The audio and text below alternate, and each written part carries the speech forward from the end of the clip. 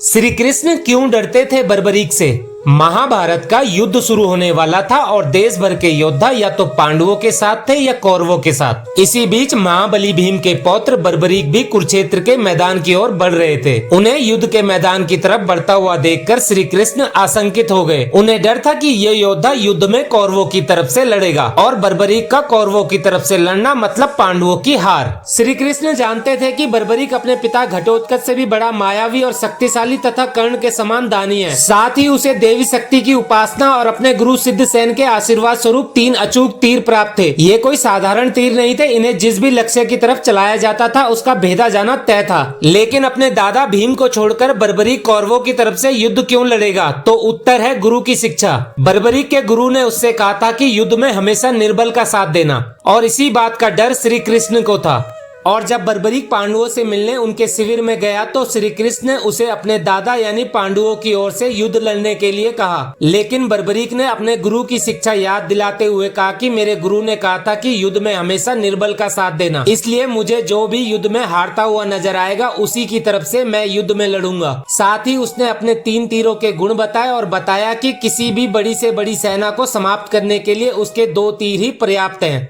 बर्बरीक की बातें सुनने के बाद पांडवों के शिविर में हाहाकार मच गया और जब बर्बरीक वहां से चला गया तो शिविर में चर्चा हुई, जिसमें तय किया गया कि श्री कृष्ण ही इस समस्या से निकलने का कोई उपाय सोचेंगे। अगले दिन श्री कृष्ण ब्राह्मण का वेश धारण करके बर्बरीक के पास पहुंचे। बर्बरीक पीपल के पेड़ के नीचे ध्यान मुद्रा में बैठे थे और उनके पास 3 तीर रखे हुए थे। ब्राह्मण को देखकर बर्बरीक ध्यान मुद्रा से बाहर आए और उन्हें प्रणाम किया। तब ब्राह्मण ने उनसे पूछा कि तुम कौन हो और पीपल के पेड़ के नीचे ध्यान मुद्रा में क्यों बैठे हो? इस पर बर्बरीक ने उन्हें अपना परिचय दिया और बताया कि मैं युद्ध करने आया हूँ। तो ब्राह्मण ने उनसे कहा कि तुम्हारे पास तो 3 ही तीर हैं, तुम इनसे कैसे युद्ध लड़ोगे? तब बर्बरीक ने तीरों के गुण ब्राह्मण को बताए। तब ब्राह्मण ने बर्बरीक से कहा कि मान लो ये पीपल का पेड़ एक युद्ध का मैदान है और इसके सारे पत्ते सैनिक हैं, तो तुम अपने तीर से इन सैनिकों को भेद कर दिखाओ। जैसे ही बर्बरीक अपने बाणों का चमत्कार दिखाने हेतु धनुष उठाने के लिए पीछे मुड़ा, ब्राह्मण ने पीपल का एक पत्ता तोड़कर अपने पैर के नीचे छुपा लिया और जैसे ही बर्बरीक ने पीपल की ओर निशाना साधते हुए बाण चलाया तो बाण पीपल के सारे पत्तों को छेदता हुआ ब्राह्मण के पैर में जा लगा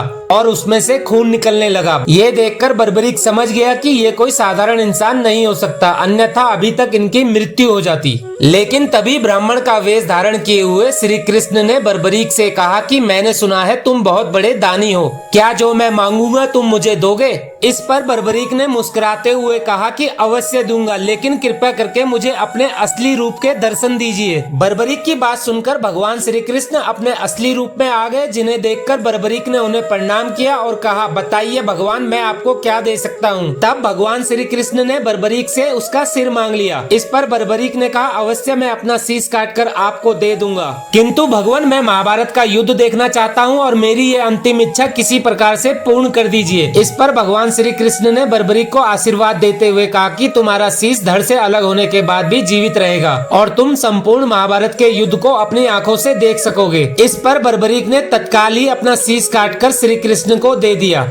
इसके बाद भगवान श्री कृष्ण ने बर्बरीक के सिर को कुरुक्षेत्र के पास एक ऊंची पहाड़ी पर रख दिया, जहां से बर्बरीक ने संपूर्ण महाभारत के युद्ध को देखा और महाभारत के युद्ध में विजय प्राप्त करने के पश्चात श्री कृष्ण पांडवों सहित बर्बरीक के पास पहुंचे। तब भगवान श्री कृष्ण ने बर्बरीक को आशीर्वाद दिया कि कलयुग में तुम्हें मेरे नाम से पूजा जाएगा और बर्बरीक खाटू श्याम बन गए। इसके बाद भगवान श्री कृष्ण ने बर्बरीक के सिर को रूपवती नदी में प्रवाहित कर दिया। दोस्तों, बर्बरीक यानी भगवान खाटू श्याम की ये कहानी पसंद आई है तो कमेंट में जय खाटू श्याम जरूर लिख दें।